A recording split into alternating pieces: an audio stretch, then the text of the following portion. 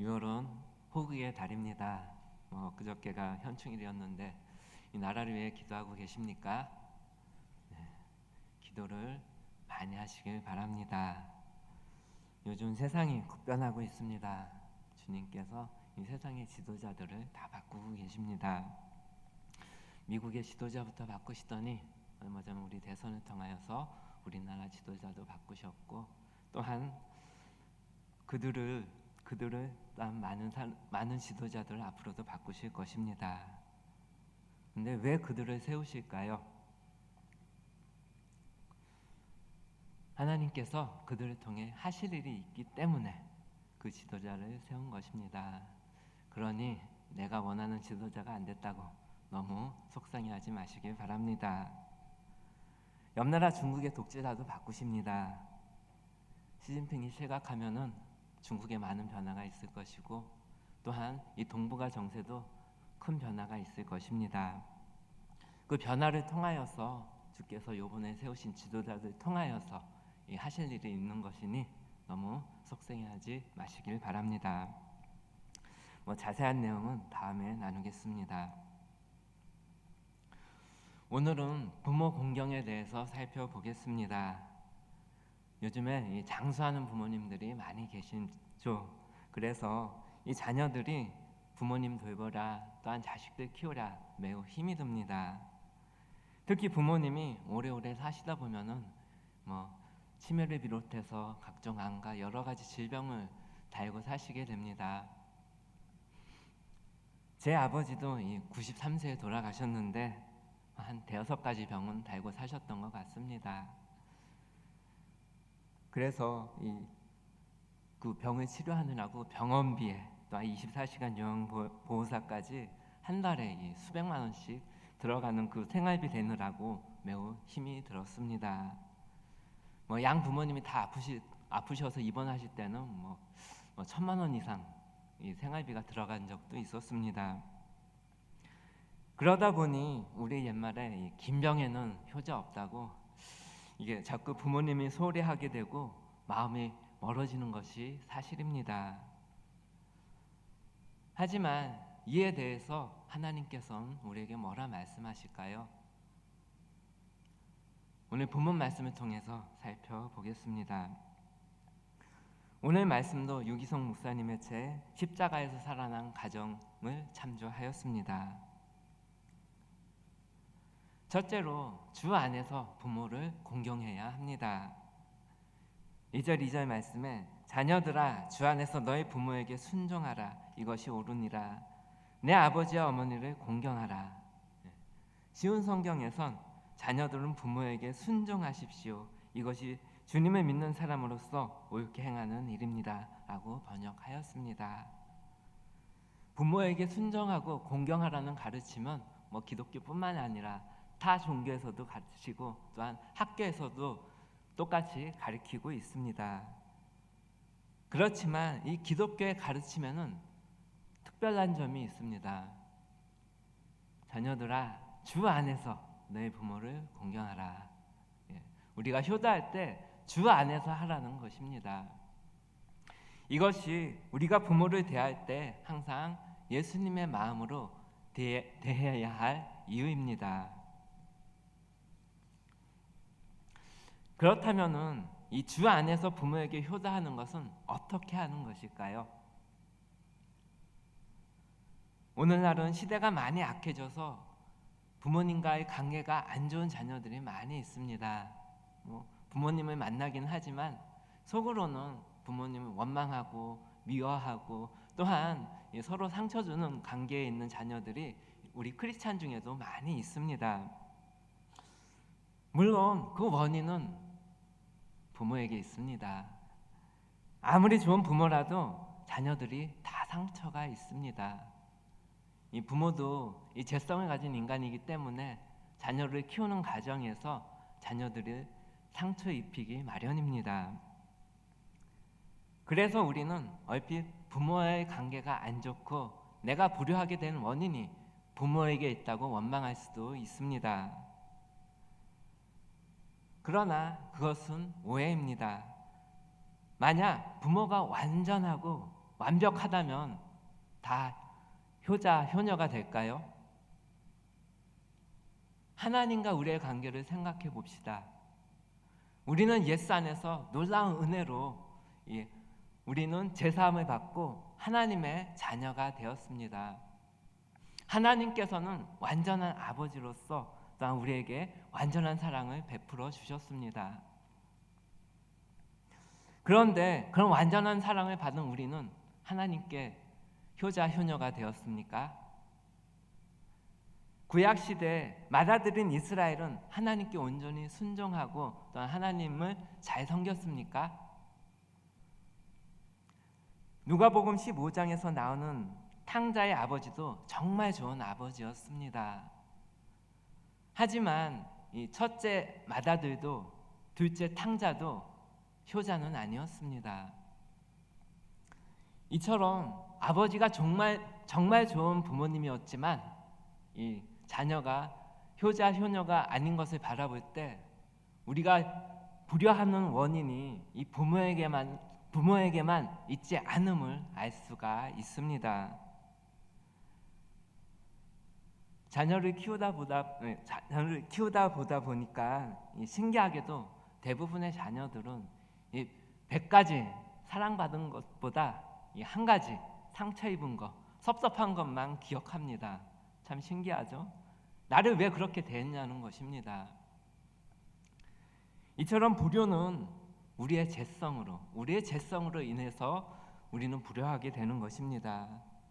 우리가 예수님을 바라보면 비로소 그것을 깨닫게 됩니다. 우리가 부모를 바라볼 때 예수님을 바라봐야 할 이유는 우리가 죄를 가진 인간이라는 것을 깨닫게 되기 때문입니다. 우리는 지옥에 갈 수 없는 죄인들이었습니다. 하지만 예수님의 대속의 은혜를 받고서 우리는 천국 백성이 되었고 하나님의 귀한 자녀가 되었습니다. 우리가 하나님의 말할 수 없는 용서하심을 받고 그리고 나서 부모를 바라보게 되면은 부모가 어떤 부모라도 나에게 잘 못해준 부모라 할지라도 상관이 없습니다. 부모를 진심으로 용서하고 사랑하는 힘은 우리가 예수 안에 있을 때 생기기 때문입니다. 그래서 우리가 주 안에서 부모를 순종해야 하는 이유가 여기에 있습니다. 주 안에서만 가능한 것입니다.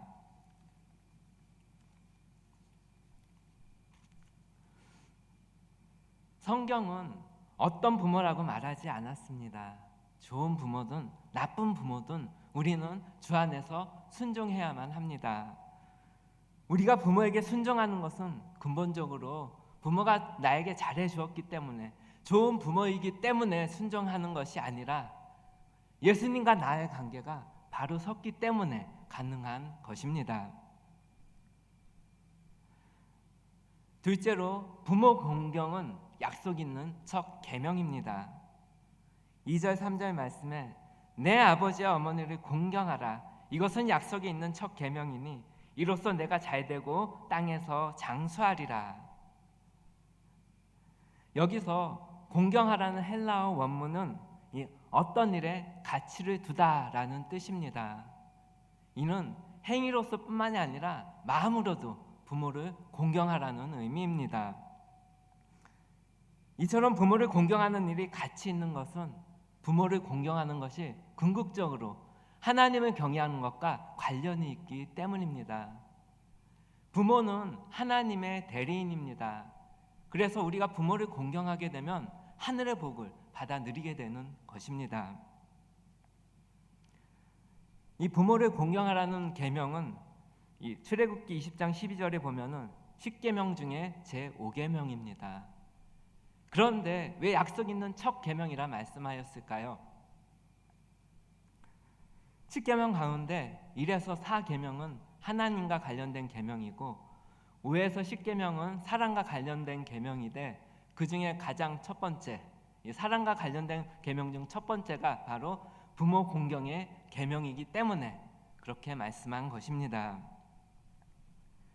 그 약속은 내가 잘 살고 땅에서 장수할 것이다 말씀합니다. 이 약속은 반드시 이루어질 것입니다. 신기하게도 효자에게는 모두 다 좋은 부모만 있습니다. 부모를 바라보는 눈이 다르기 때문입니다. 부모의 잘못된 거, 잘 못한 것들은 보이지 않고 부모의 사랑만 보이기 때문에 그렇습니다. 우리가 예수님을 믿고 거듭나면 부모를 바라보는 눈이 바뀌게 되어서 부모가 나에게 어찌 되었든지 항상 감사하게 됩니다. 참 신기하지 않습니까? 어느 집사님이 중학교 시절에 어머니가 돌아가셔서 새어머니를 맞이하였습니다. 그때는 사춘기 때라 이 친어머니도 어려운데 참 이 새어머니와의 관계는 정말로 어려웠다고 합니다. 이후 집사님은 대학에 들어가셔서 이 주님을 인격적으로 만나게 됩니다. 날마다 교회에 나가서 말씀 읽고 기도하면서 주님과 깊은 관계를 누렸습니다. 어느 날 이 집사님이 어머니를 찾아가서 무릎을 꿇었습니다. 어머니, 저를 용서해 주세요.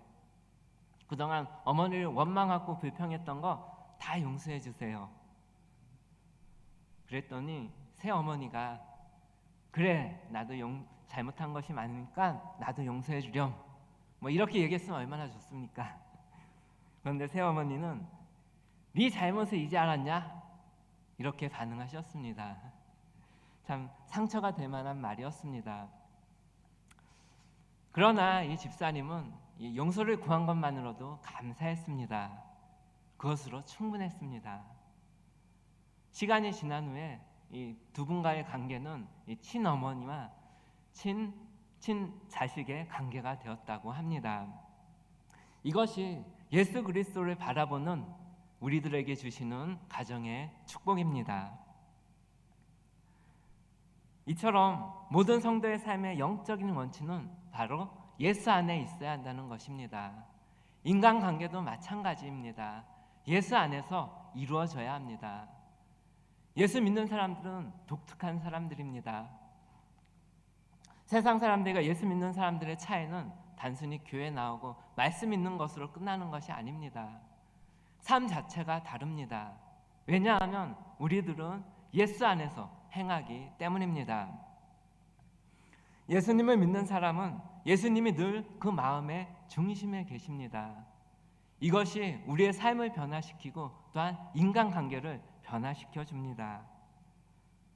사도 바울은 예수 안에서라는 말씀을 가장 먼저 우리의 가정에 적용시킵니다. 인간관계의 가장 기초는 이 가정에서 이루어지기 때문입니다.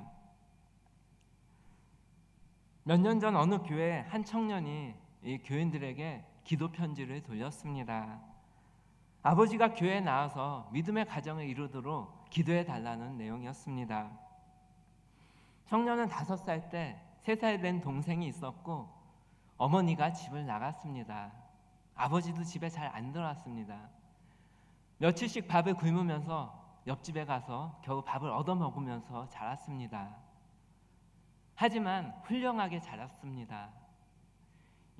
어렸을 때부터 교회에 나왔고 초등학교 6학년 때 예수님을 영접하였습니다. 그때부터 이 아버지에 대한 기도가 불일 듯 일어났습니다. 아버지의 머리에 손을 얹고 기도하였으며 날마다 이 발이라도 잡고 기도하였다고 합니다. 그런데 이 청년이 이제 군대 갈 때가 된 것입니다. 내가 군대 가면 누가 우리 아버지를 붙들어주고 또 누가 우리 아버지를 위해서 기도해 줄까?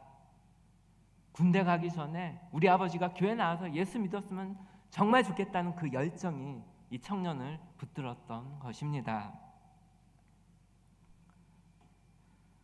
저도 이 부모님을 섬기는 일이 정말 힘들고 또한 재정적으로 어려웠지만 이 부모님을 이 요양원에 모시지 않고 집에서 잘 모시기로 작정했을 때 하나님께서 그 이길 수 있는 힘과 또한 재정을 허락하여 주셨습니다. 제가 친형제 자매들이 많습니다. 그래서 각자 분담하여서 힘을 합쳐서 끝까지 부모님을 잘 모실 수 있었습니다. 성경은 부모를 공경하는 것은 약속에 있는 첫 계명이라 말씀합니다. 하나님은 부모를 공경하라는 명령에 덧붙여서 그러면 내가 잘 되고 땅에서 장수할 것이라고 약속을 주셨습니다. 이 말씀을 다른 말로 하면은 우리의 본성으로는 부모를 공경하는 것이 쉽지 않다는 의미이기도 합니다. 하나님을 정말로 잘 믿고 공경하는 사람만이 부모를 잘 공경할 수 있는 것입니다. 하나님을 잘 공경하고 부모님을 잘 섬겨서 이 하늘의 복을 누리는 하늘의 복을 누리시길 바랍니다. 셋째로, 불효는 제약입니다. 우리가 반드시 기억해야 하는 것은 하나님과 우리 사이에 있는 복의 통로에 부모 공경이 걸림돌이 되지 말아야 한다는 것입니다. 하나님은 우리에게 정말 복 주시기를 원하십니다. 하지만 부모님과의 관계가 괜찮으십니까? 부모님께 정말 주 안에서 잘 공경하고 계십니까? 예전에 우리나라는 정말 부모님들을 잘 극진히 모셨습니다. 100년 전만 해도 어서속히 늙어서 노인이 되고 싶어하는 나라가 바로 우리나라였습니다. 고종 황제의 밀사인 헐버트는 이 세상에서 효행이 가장 최고인 나라가 조선이라고 말했고, 또한 미국의 공사 역할을 역임했던 월리엄 샌즈는 이 회고록에서 자신이 늙어서 자신의 늙음의 삶을 위하여서 자신도 조선에서 다시 태어나고 싶다고까지 이야기하였습니다. 우리나라 최초의 의료 선교사인 앨런은 조선은 늙음과 죽음이 두렵지 않는 노인 천국이다라고까지 이야기하였습니다. 이처럼 우리나라가 부모를 특별히 잘 공경하였기 때문에 근세 나라에 어려운 일들이 많이 있었지만 하나님께서 이 나라를 선교의 나라로 택하여 주시고 많은 어려움들을 극복할 수 있게 해주시고 오늘날 선진국으로 세워주셨는지도 모릅니다. 그런데 지금은 시대가 변했습니다. 자녀들에게서 부모를 잘 섬기겠다는 마음을 찾아보기가 어렵고 우리 부모들도 자녀들에게 기대를 하지 않습니다.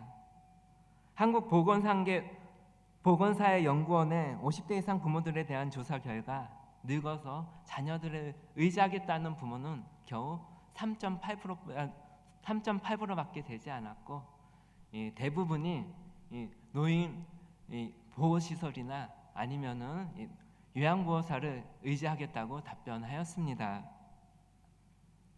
시대가 변한 징조라면 가볍게 넘길 일이 아닙니다. 이것은 참으로 두려운 일입니다. 왜냐하면은 하나님이 진노를 이 세상에 쏟아 부으신다고 말씀하고 있습니다. 로마서 1장 18절 말씀에 하나님의 진노가 불의로 진리를 막는 사람들의 모든 경건하지 않은가 불의에 대하여 하늘로부터 나타나나니. 어떤 사람에게 그렇게 하십니까? 이어지는 26절부터 31절 말씀에 모든 불의, 추악, 탐욕, 그리고 살인 등 이 끔찍한 죄악들이 열거되면서 그 중에 부모를 거역하는 죄가 들어갑니다. 성경에선 이 사람을 죽이는 것과 그리고 부모를 거역하는 죄를 동등하게 보고 있는 것입니다. 그런데도 우리는 이것을 심각하게 여기지 않습니다. 부모님께 자주 거역하다 보니까 이 부모를 거역하는 것이 이 죄인 줄 모르고 있습니다. 우리는 부모에 대한 불순종이 얼마나 큰 죄인 줄 깨달아야만 합니다. 그래야 우리가 회개하고 다시는 죄를 짓지 않게 되기 때문입니다. 부모님과의 관계에 막힘이 있습니까? 회개하시길 바랍니다. 부모님에게 잘하고 싶은데 마음이 동하지 않습니까? 자녀들에겐 신경 쓰이면서 부모에겐 소홀히 하십니까? 그래서 우리는 주 안에서 부모를 공경해야 하는 것입니다. 부모를 사랑할 수 있는 능력은 주님에게서 나오기 때문입니다.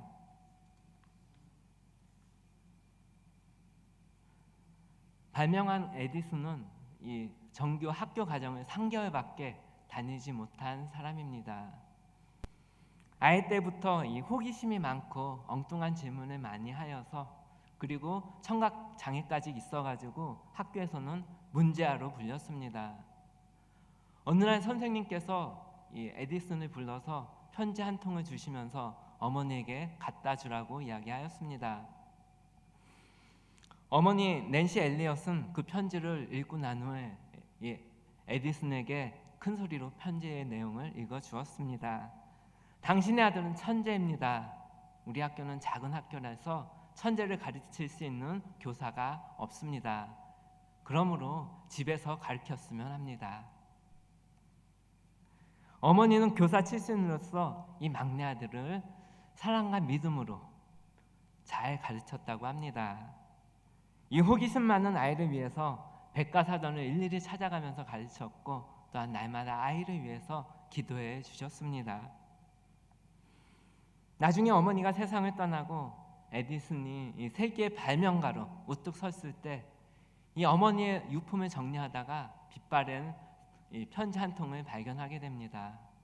바로 이 자신이 어렸을 때 어머니가 학교에서 받은 편지였습니다. 하지만 내용은 영 딴판이었습니다.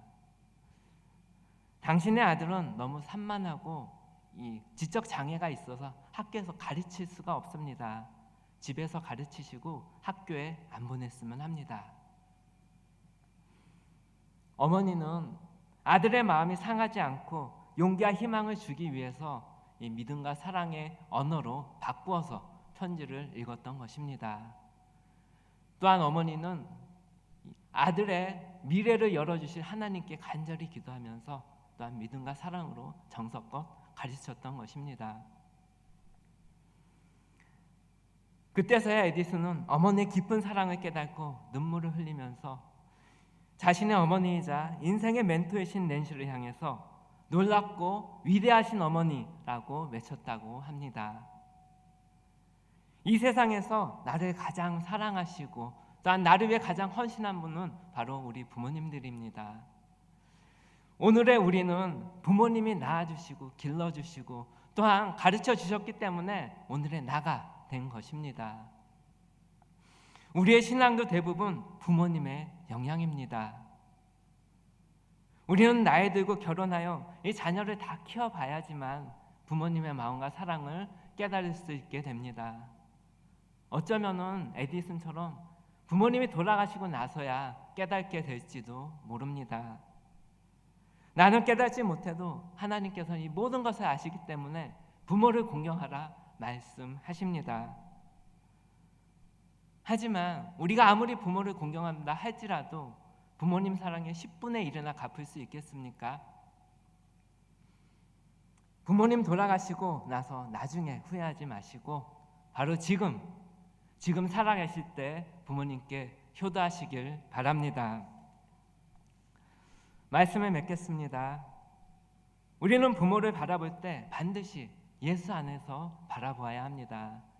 그래야지 부모님의 참사랑을 깨닫게 되고 또한 하나님께서 우리를 향하신 복된 길을 볼 수 있게 되는 것입니다. 주 안에서 부모를 사랑하고 축복하는 주의 백성들 되시길 간절히 소망합니다. 다 같이 기도하겠습니다. 하나님 아버지, 우리가 예수님 안에서 부모를 바라보며 공경하게 하여 주옵소서. 이 세상에서 하나님의 대리인으로서 나를 가장 사랑하시고 가장 헌신하신 부모님의 마음과 사랑을 깨닫게 하여 주시옵소서.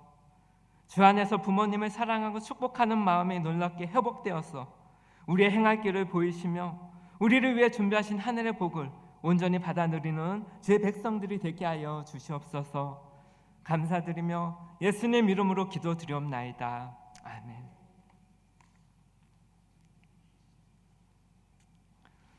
찬송가 559장